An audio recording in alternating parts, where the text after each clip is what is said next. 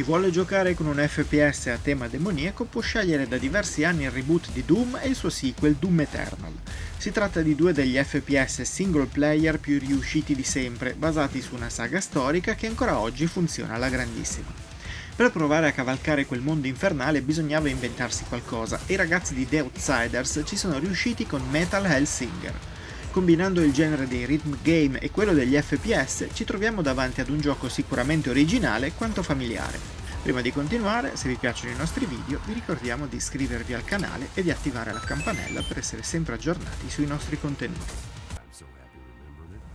Andare d'accordo all'inferno non deve essere facile e basta poco per far sì che qualcuno ne faccia le spese. In questo caso, alla protagonista chiamata l'Ignota viene rubata la voce dalla Giudice Rossa, una creatura che detta legge nel regno infernale. L'Ignota però non si arrende e decide che farà di tutto per raggiungere la sua nemica e riprendersi ciò che le è stato tolto. La trama, bene o male, si ferma qui, offrendoci un motivo per far fuori demoni a tonnellate, ma senza perdersi in chiacchiere. La narrazione è portata avanti da un teschio sputafuoco, doppiato da Troy Baker, che recupereremo molto presto e che funzionerà come una pistola con munizioni infinite. Prima di ogni livello ci sarà una breve introduzione al luogo che stiamo per visitare, ma non è certo nella storia che troverete grandi motivi di interesse. Metal Hellsinger vive di musica e adrenalina e vi basterà il tutorial per capirlo. L'Ignota si muove come un qualsiasi personaggio di FPS, iniziando fin da subito con doppio salto e schivata. La sua arma principale sarà una spada grazie alla quale impareremo a capire le dinamiche del gioco. In pratica scopriremo che i colpi vanno portati a ritmo di musica per fare più danni e aumentare il moltiplicatore dei punti. Tenere il ritmo vi sembrerà inizialmente complesso, ma ci vengono in aiuto diversi ausili visivi che migliorano l'esperienza.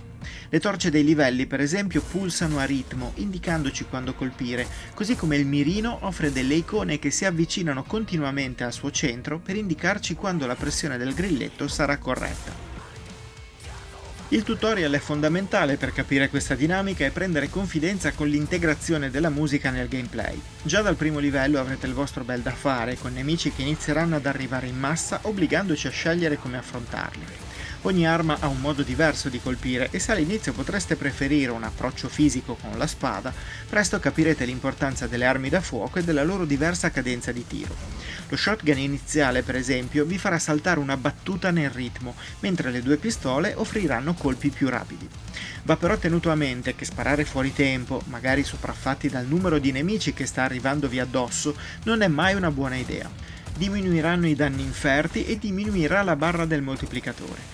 Questa salirà pian piano anche tramite i colpi di grazia che eseguirete sui nemici indeboliti, facendo aumentare i punti ottenuti, ma anche aggiungendo linee musicali al brano del livello. Arrivati al moltiplicatore massimo di 16, potrete far fuori i demoni con tracce cantate davvero notevoli. I livelli in sé non sono un gran problema, poiché si limitano a presentare aree di scontro collegate da aree secondarie. Non c'è esplorazione in Metal Hellsinger, ma solo tantissime sparatorie che però sanno esaltare e far divertire. I nemici che incontrerete vanno da banali aggressori corpo a corpo a mostri di varia entità, comprendendo colossi molto resistenti, avversari che si teletrasportano, altri che colpiscono da lontano e via di questo passo. Alla fine di ogni stage c'è poi un'incarnazione della Giudice Rossa che, pur essendo molto simile graficamente, ogni volta propone pattern d'attacco molto diversi, variando moltissimo gli scontri. Ad arricchire gli 8 livelli principali che dovremo superare ci pensano diverse sfide facoltative che si sbloccano dopo aver superato uno stage. Ci possono chiedere di eliminare 100 demoni senza poterci curare, piuttosto che eliminare 10 nemici molto potenti mentre pian piano perdiamo le armi. Il premio sarà un perk equipaggiabile che potrebbe aiutarci a non far scendere il moltiplicatore dopo un colpo ricevuto o a regalarci colpi extra dopo aver cambiato arma. Queste sfide aumentano una longevità che beneficia del livello di difficoltà del gioco. Anche scegliendo il secondo sui 3 disponibili, la sfida sarà notevole e l'obbligo di ricominciare il livello quando si muore rende le sessioni parecchio tese. In realtà, a difficoltà media si può scegliere di risorgere 2 volte, pena la perdita di un po' di punteggio, ma anche così gli ultimi stage saranno parecchio impegnativi. Il comparto tecnico di Metal Hellsinger offre un grande spettacolo, mantenendo il tutto veloce e frenetico. Ci sono effetti speciali, ci sono animazioni valide e arene semplici ma evocative. Il lavoro svolto sul design del gioco è ben realizzato, appoggiandosi a quello della cultura metal. Su un PC con una RTX 3080 Ti o Sì abbiamo potuto gustarci il titolo a 4K e più di 60 frame per secondo, ma anche su console il risultato è garantito. La star della produzione, insieme al gameplay, è però la colonna sonora. Creata specificatamente per il gioco, offre nelle parti cantate la partecipazione di stelle del metal provenienti dagli Arch Enemy ai System of the Down. Il risultato finale è spettacolare e accompagna le intensissime sparatorie con grande trasporto del giocatore. Certo, deve piacervi il genere, ma se siete arrivati fin qui non credo sia un problema.